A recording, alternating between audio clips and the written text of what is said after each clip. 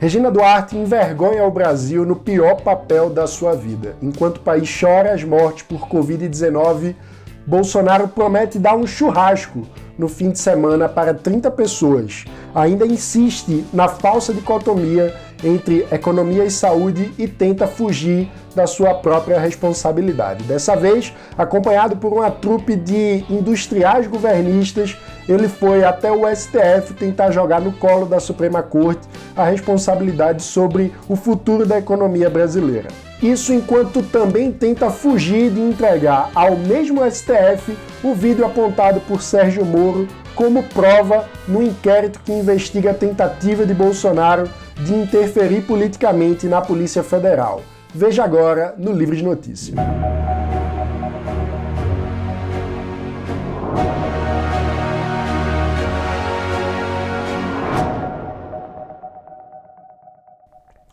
A secretária nacional de Cultura, Regina Duarte, proporcionou um verdadeiro show de horrores em entrevista à CNN Brasil. Pra frente, Brasil, salve a seleção. De repente é aquela corrente pra frente. Não era bom quando a gente cantava isso? Foi um período muito difícil, né? Tem muita história, muita gente morreu na ditadura, né? Essa é a questão. Enfim. Cara, desculpa, eu vou falar uma coisa assim. Na humanidade, não para de morrer. Se você falar vida, do lado tem morte. Por que as pessoas... Por quê? Que houve tortura, secretária. Bom, mas sempre houve censura, tortura, sempre houve... Meu Deus do céu, Stalin. Oi, a Maitê... Obrigada. Precisei dar um chilique aqui, né? Desculpe, aliás, telespectadores, desculpem o chilique. Não, os telespectadores estavam acompanhando a mensagem da Maitê Proença. Os espectadores não acompanharam, secretária. E ela disse que não vai responder. Vai estar desenterrando a mensagem da Maitê pra quê? O que você ganha com isso? É porque é a sua classe, secretária. Que está desenterrando uma fala da Maitê de 2 meses atrás. Desculpe. Não, ela enviou pra gente Daniel. Hoje. Secretária. Não, Dani, eu não quero ouvir. Dani Gotino, a secretária não... Secretária, essa fala da Maitê Proença é de hoje e a senhora, por ser secretária da Cultura, a senhora tem que estar aberta para ouvir as pessoas, por favor. Que isso?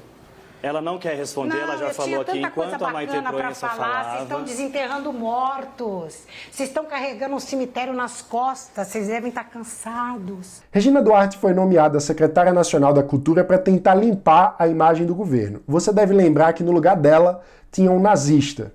O que ninguém desconfiava é que a gente tinha trocado um nazista ideológico por uma nazista burocrática. A filósofa Hannah Arendt dedicou sua obra a tentar entender como a Alemanha chegou até o nazismo. E assim ela criou o conceito da banalidade do mal. A banalidade do mal é quando o sujeito abre mão de refletir eticamente sobre as escolhas que faz, sobre as condutas que adota, sobre as coisas que o cercam. Ele passa a agir somente como um burocrata, que cumpre ordens, que cumpre um script determinado por outro. Aquele que não é responsável pelas coisas, só está cumprindo ordem. Ao ver a entrevista de Regina Duarte, eu só consegui lembrar desse conceito de Hannah Arendt. Como que alguém reage a uma pergunta sobre tortura e morte de inocentes com gargalhadas, cantando uma musiquinha de futebol? Como entender isso? Dizendo que todo mundo morre mesmo, que sempre foi assim, que sempre vai ser.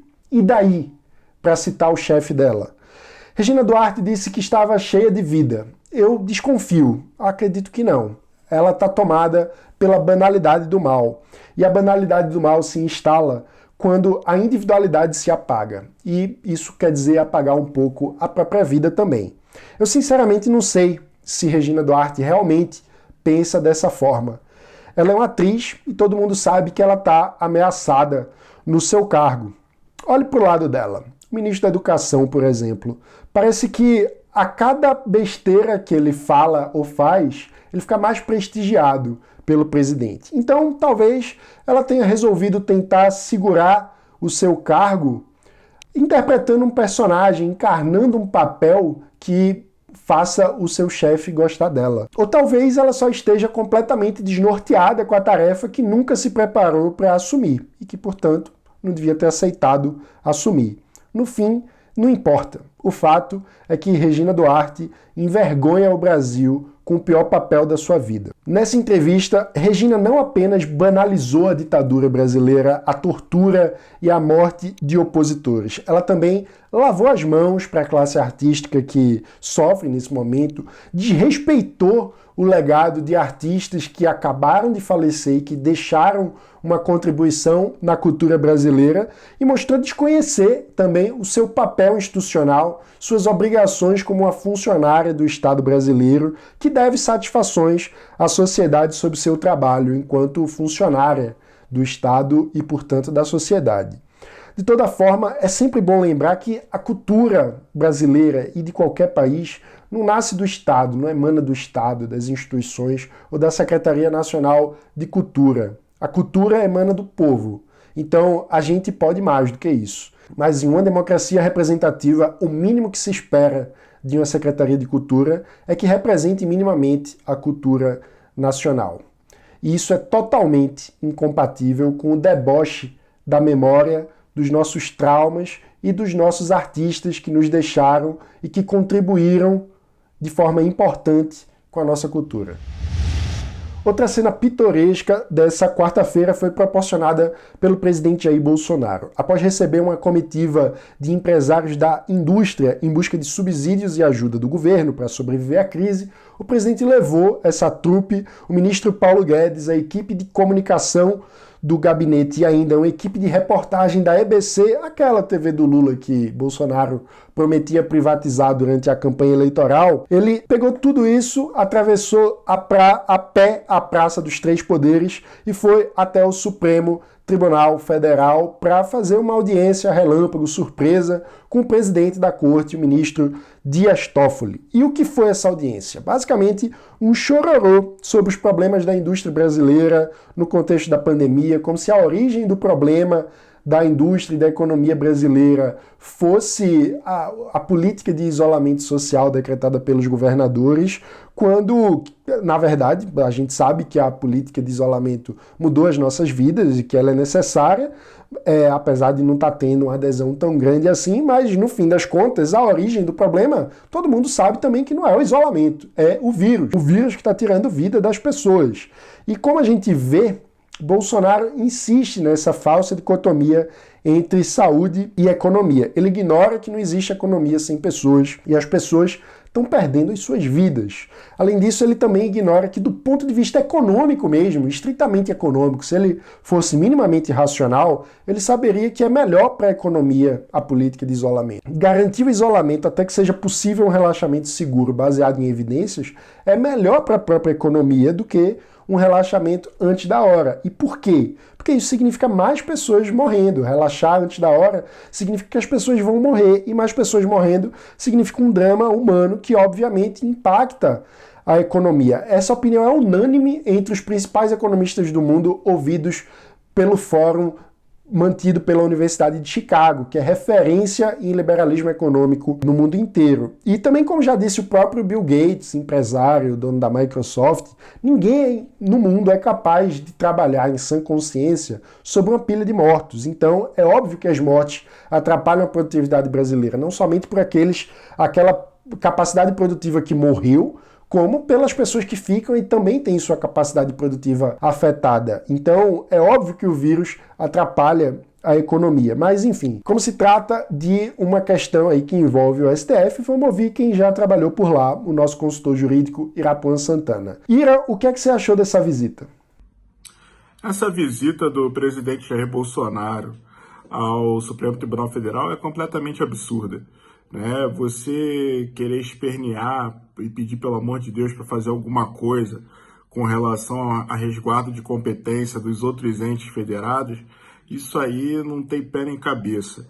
O que precisa ser feito, na verdade, é a União começar a se mexer com relação ao que é de sua competência e trazer ali um diálogo entre os estados e os municípios, Então, não se pode simplesmente chegar ao judiciário, que não tem competência para isso, jogar uma responsabilidade política por conta disso que está acontecendo hoje em dia. Então, é completamente absurdo isso que aconteceu hoje. Não é papel do Supremo Tribunal Federal relaxar ou deixar de relaxar alguma medida restritiva de liberdade com relação à quarentena. Ira resumiu muito bem o que está por trás dessa visita. Bolsonaro tentou dividir a responsabilidade da crise com o STF. Ele sabe que a economia vai mal, seu governo não tem nenhum plano para tentar diminuir os danos desse momento, nem para tentar possibilitar uma retomada segura, e sua única alternativa diante disso é encenar uma narrativa onde ele basicamente diz: eu tentei tudo que eu podia, mas os malvados dos governadores e dos ministros do STF não me deixaram fazer nada. Eu não tenho culpa. Esse papelão de Bolsonaro acontece no contexto de uma relação que já vinha muito tensa entre executivo e judiciário, especialmente desde que o STF abriu um inquérito para investigar a denúncia feita pelo ex-ministro Sérgio Moro da tentativa de interferência de Bolsonaro no trabalho da Polícia Federal. Acaba sendo um movimento que aumenta a insatisfação dos ministros quanto à postura do presidente, que, você deve lembrar, vinha xingando já membros da corte. Mas o principal ponto de atenção nessa relação entre Bolsonaro e o STF é a relutância do presidente em permitir a entrega do vídeo apontado por Sérgio Moro como prova no inquérito, como prova dessa tentativa de interferência. A Advocacia Geral da União primeiro recorreu tentando não entregar o vídeo.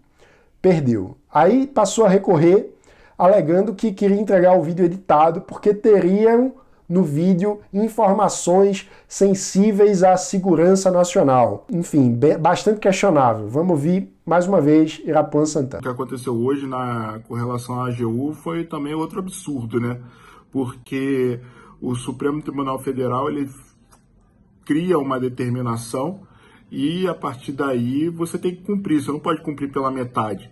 Se ele está mandando apresentar os vídeos da reunião do Moro com as outras pessoas, eles têm que apresentar o vídeo inteiro e não com cortes, senão fica uma manipulação absurda.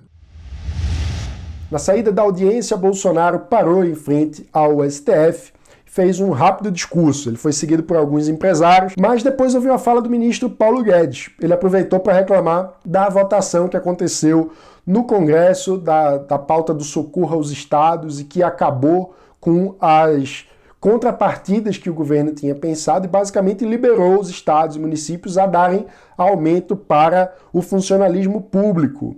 Imediatamente, a imprensa perguntou então se o presidente ia vetar essa mudança, essa alteração que permitiu esse aumento ao funcionalismo. O que é que Bolsonaro respondeu?